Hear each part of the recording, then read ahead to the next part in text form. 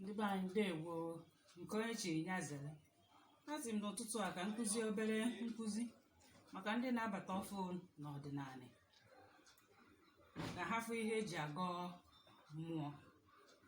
Nke a nụwa bụ alligator pepper, nke a bụ edo, nke a nụwa bụrụ nzu nwoke, nzu nwanyị. Furu ife dị iche na ya, ifuru rings dị ebe a, anya ka a na-akpọ nzu nwanyị, ka nzu nwoke, mana nzu bụ nzu.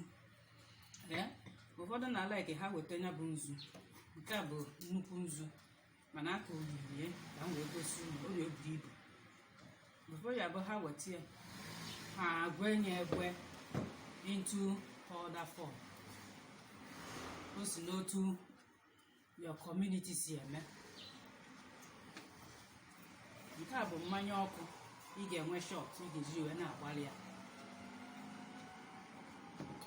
Nke a bụrụ Fanta maka mbọsị ndị mmiri, mbọsị Orie na Eke. Nke a nụwa bụ incense 999, good luck na divine connection. Ife ndị a ka a na-eji wee na-agọ mmụọ, maka na ọdịnala adịgozinu updated. Anya kpatara incense ji wee bata na ya. Ihe a na-use kebe bụ these basic things ngosi unu dị n'afele. Na afele anyị na-anya ifu na afele dị ọcha.